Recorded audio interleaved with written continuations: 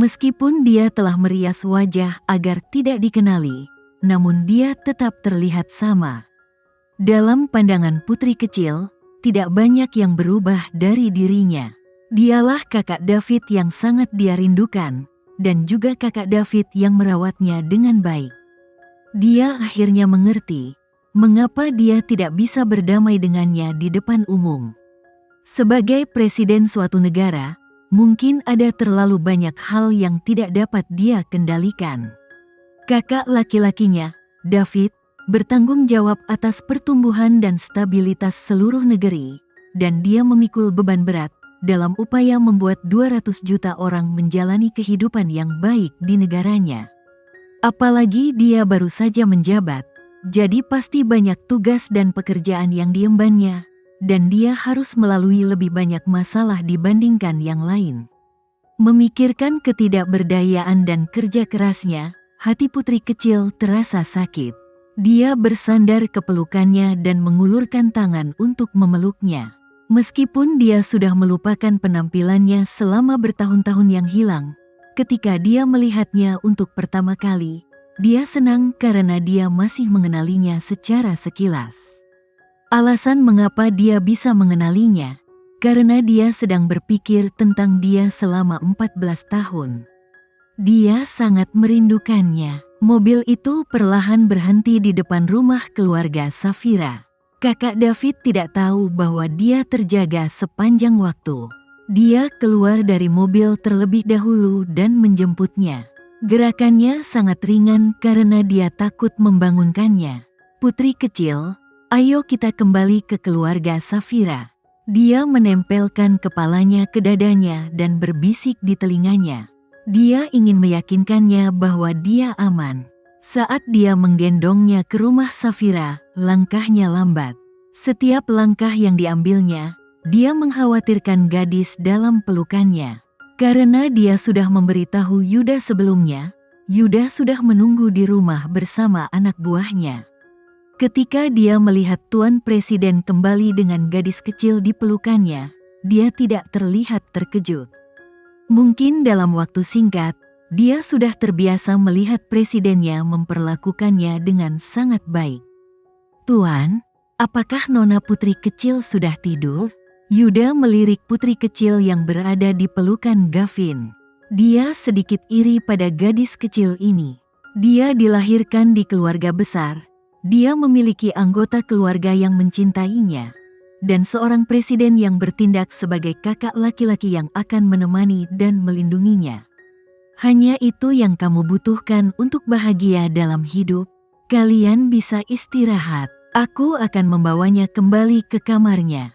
Yuda yang bijaksana merendahkan suaranya agar dia tidak membangunkan putri kecil. Suara Gavin bahkan lebih pelan daripada suaranya. "Baiklah." Yuda mengangguk. Gavin melihat putri kecil dalam pelukannya dan sedikit mengernyit.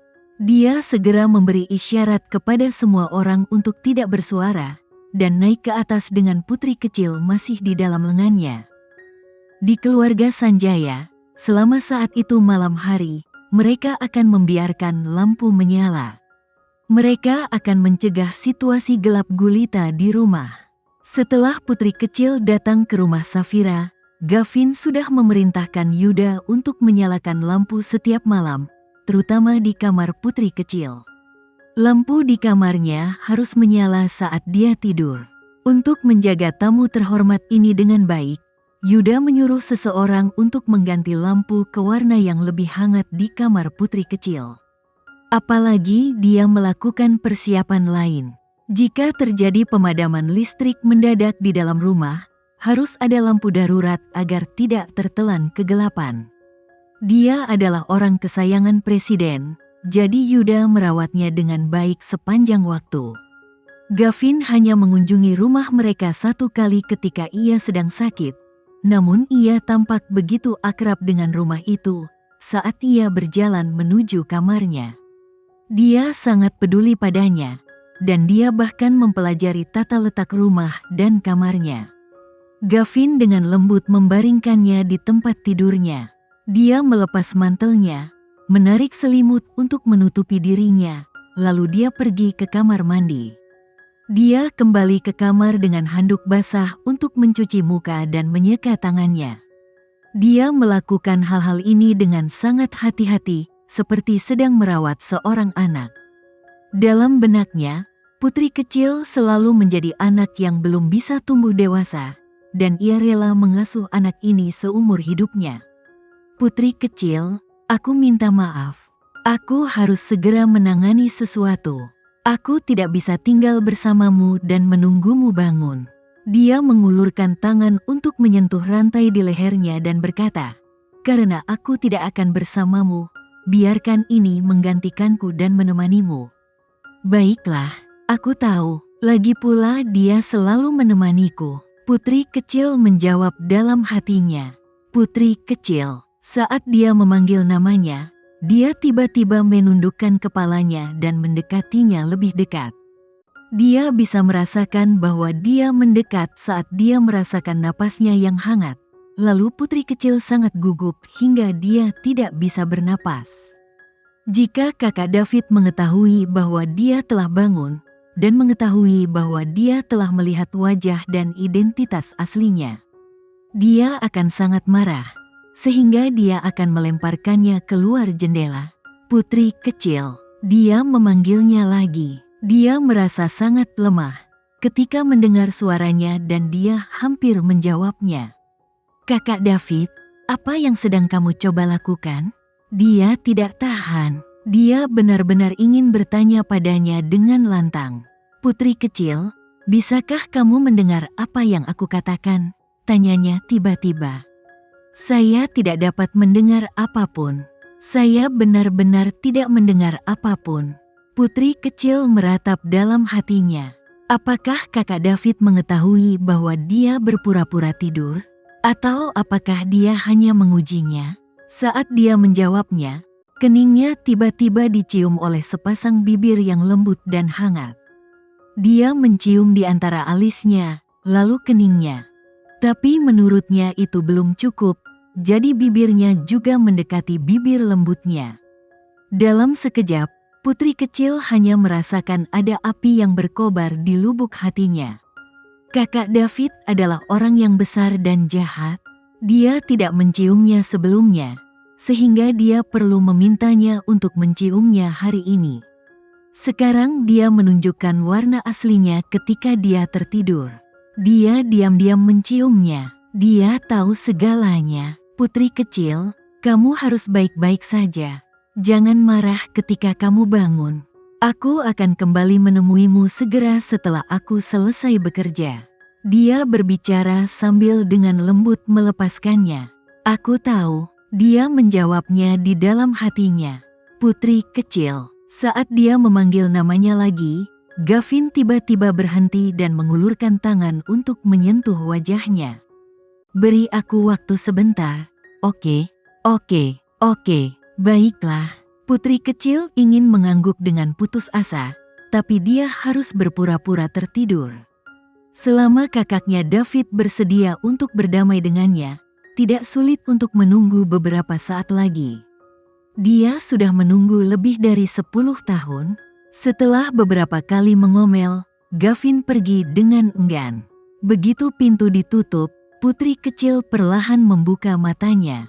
Dia begitu gembira, sehingga dia mengulurkan tangan untuk menyentuh dahinya dan kemudian wajahnya. Dia masih bisa merasakan suhu dan aroma kakak David. "Kakak David, kamu bisa fokus pada tugasmu. Aku tidak akan takut. Aku akan menunggumu kembali." Memikirkan kakak David, putri kecil begitu bersemangat hingga dia tidak bisa tidur. "Kak David, aku akhirnya menemukanmu. Kamu tidak akan bisa melarikan diri lagi." Dia mengangkat kakinya tinggi-tinggi dan menyenandungkan sedikit lagu. Dia secara spontan mengarang sebuah lagu di kepalanya dengan lirik kakak David. Dia sangat ingin berbagi kabar gembira ini dengan seseorang. Tentu saja, itu bukan Safira. Jika dia tidak bisa membaginya dengan Safira, maka yang tersisa hanyalah ibunya. "Bu, apa yang kamu lakukan?" Putri kecil mengangkat telepon dan segera menelepon ibunya. "Sayang, jam berapa di sana?" Jangan begadang setiap malam, kamu harus menjaga kulitmu. Apa kamu tidak takut kakak David tidak menyukaimu jika kamu tidak menjaga dirimu sendiri? Ibunya berbicara dengan penuh perhatian. Bu, kulitku sama seperti kulitmu. Kulitku akan selalu merah jambu dan lembut. Tidak akan menua dan keriput. Dia tidak bermaksud demikian menyanjung ibunya. Ibunya kini semakin tua, namun kulitnya masih terlihat selembut anak berusia 20 tahun. Ketika mereka pergi bersama, orang lain akan mengatakan bahwa mereka adalah saudara perempuan. Apakah kamu menyelesaikan masalah antara kamu dan kakak David? Putri kecil terkekeh dan bertanya dengan lembut.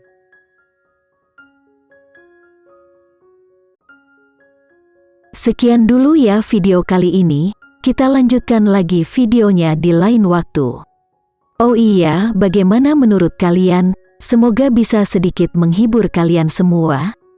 Untuk teman-teman yang baru nonton, jangan lupa subscribe ya, hehehe. Dan kalau teman-teman ada yang ingin gabung langganan, bisa langsung gabung saja untuk dapat fitur yang menarik dan sedikit membantu Mimin. Terima kasih banyak sudah menonton, sampai jumpa lagi, bye.